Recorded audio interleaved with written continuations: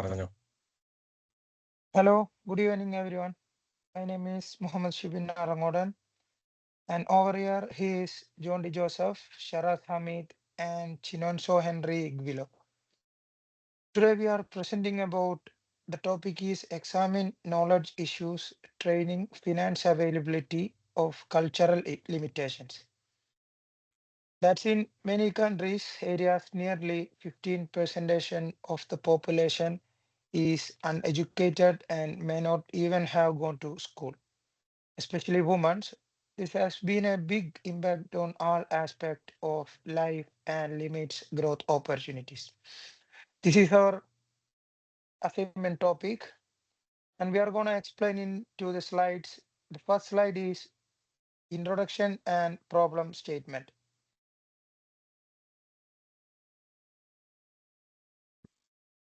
Literacy among women disproportionately burdens developing countries where gender, poverty, and cultural restriction converge. Systematic illiteracy prevents employment, access to health care, and civic engagement. Targeted urgent reforms are required to achieve SDG for quality education for all, inclusive and equitable. And I'm going to the next slide. The next slide is conducts and significance.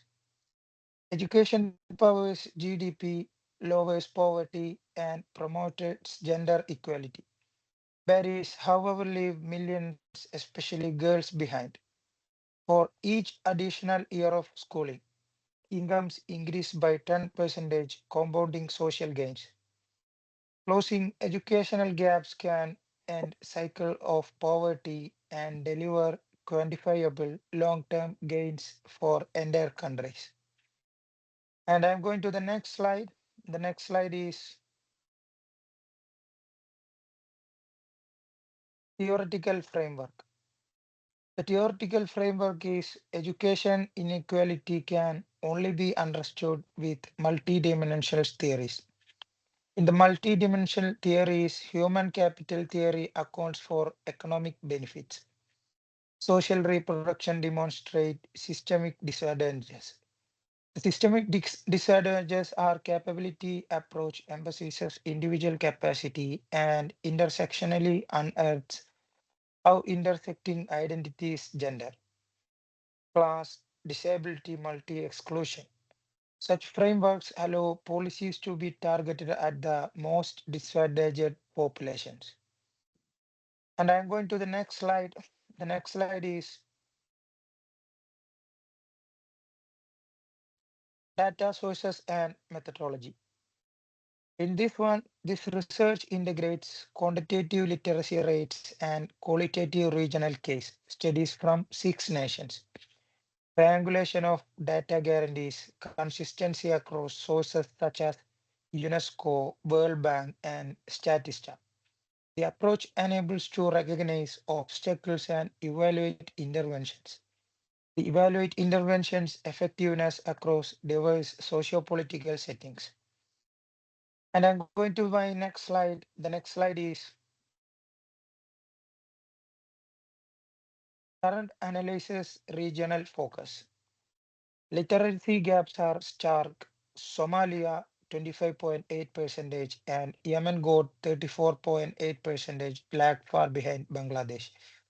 In this Bangladesh 72.8% and India also have 65.8%.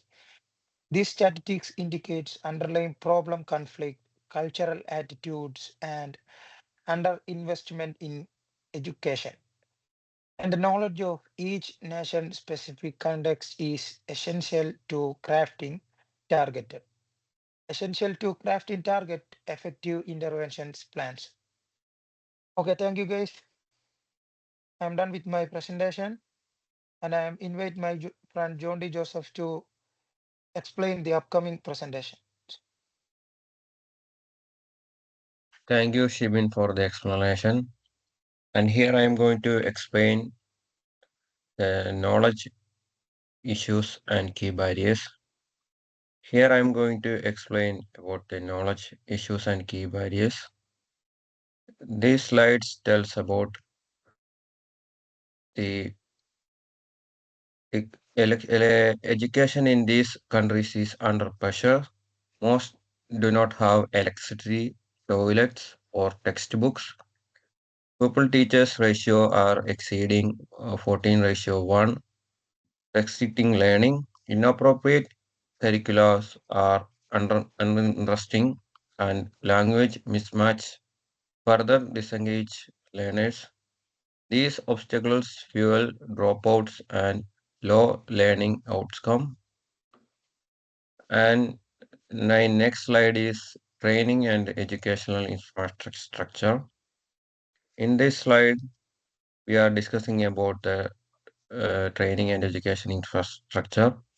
Without certified teachers and the quality of education deadlines, only 60% are certified in the target areas. Vocational training goes unused even when needed. Infrastructure is still unsafe or insufficient, with much of it requiring rebuilding. Improving teachers' development and facility is crucial for the long-term educational reform. And my next slide is financial barriers analysis. In this slide, I am explaining the cost direct and indirect is still a significant discouragement. Numerous families are unable to pay fees or lose earning from the labors when the children go to school. There is a limited or poorly managed financial aid, microfinance assist, but its scale is inadequate. System-wide subsidies, reform, and investment are essential. And I'm going to my next slide. Cultural limitations, deep analysis. In this slide, the cultural norms tend to limit girls' schooling, child marriage security concerns, and religious investments disproportionately harm female access to the school. Such snobs continue in the spite of legislation trusting them. Shifting mindsets through public advocacy and diverse curriculum can generate behavioral change and social expectance.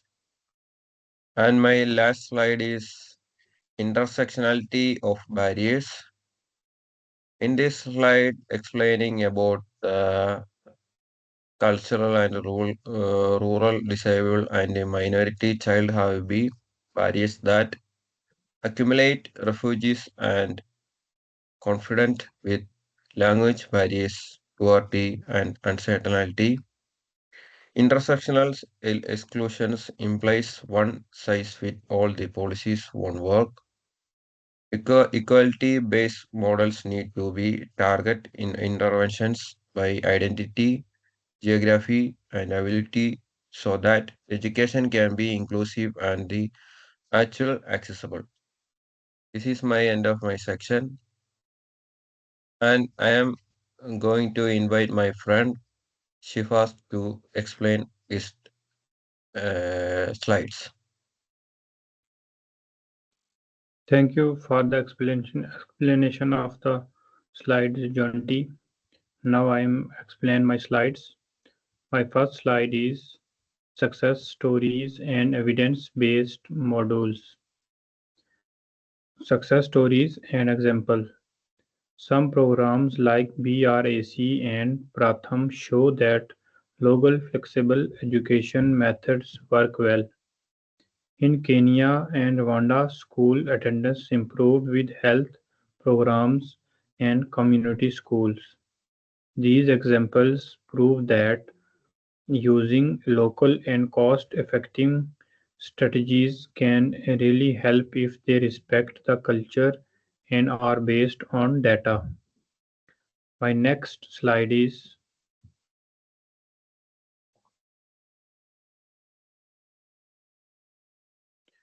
My next slide is comparative analysis of intervention strategies. Successful education programs often use cash rewards for families, free meals, local community control. For example, Latin America gave money to families and African countries give meals helping more kids go to school. Mobile schools help nowadays. Programs worked best when they matched the local situation and were backed by research. My next slide is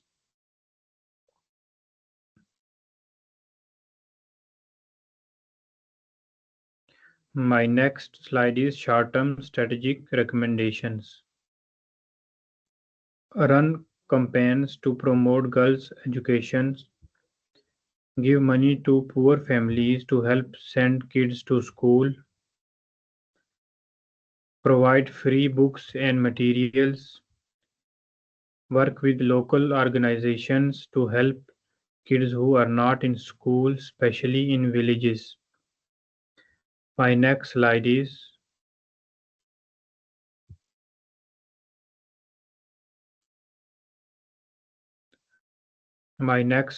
medium-term strategic recommendations.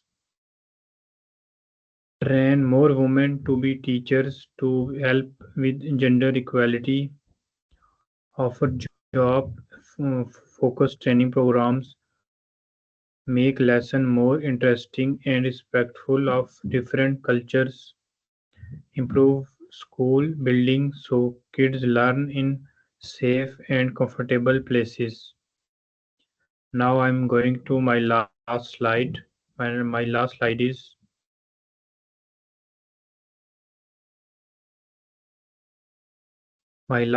is long-term strategic recommendations. Change national education rules to improve the whole system. Track progress to make sure programs are working. Work with private companies to bring in new ideas and money. Use technology to bring education to remote areas, making learning easier and flexible for the future. That's it. This is my slide. Now I am going to invite my friend Henry to explain the slides. Thank you, guys. Thank you very much, Suarez. My slides goes like this. I'm going to explain my slides. Implementation framework to key stakeholders. Policies is set at the government level, and the basic funding is obtained from the government. Non-governmental organizations exist to provide services delivered at the grassroots level. They also source their funds and come up with new technology to be applied in the enchantment of the system. They participate in school governance as well as ensure institution act on delivering exclusive quality education for the members. My next slide is funding model resource allocation. It goes like this. Some of the global partnership that can help in fulfilling this gap include GPE and UNICEF. The importance of paying taxes at the national level can promote programs in rural areas. It is important for Nigeria looks forward to achieving UNESCO goal for allocating 4 to 6% of national GDP. CSR activities may enhance infrastructures where it is most needed in the target area to support the needy and marginalized group. My next slide is Monitoring, my next slide is monitoring and evaluation framework. Measurement, measurement of illiteracy gains and the rate of drop, dropout makes it scalable. Social media relevant platform as one of the instant online platform enhance the openness of data tracking, including the local council, enhance the aspect of contextuality, integrating it into overall supervising system. Annual reporting makes the process transparent and offers an account of correction as well as an encouragement as encouraging the stakeholders to perform their duties well. My next slide explains risk analysis and mitigation strategy. In order to avoid future change by successive government, there needs to be multi-partner governance in the development of the plans. Culture is engaged by the most reliable local participation in combating these vices. Auditing and public reporting of integrity reduce the risk of corruption, improving donors' confidence. Teachers' attrition is affected through the promotion of acceptable wage, professionalism, professional development, and career mobility, which help to ensure a strong and stable labor force. In conclusion, which is the last slide, transforming the future. Education unlock gender equality, health, and ability to enhance economic position of society. Eradicating the barriers within the system requires capital development of capability and inclusive approach. Ideas should be grounded in research adapted to the regional specifics. Thank you very much. I'm going to hand over to my friend Muhammad. Okay, thank you guys. Thank you. We are going to our next slide. We are find some reference for this topic. Here is the references. And these are the end of our presentation today. Thank you. Thank you, guys. Yeah, thank you.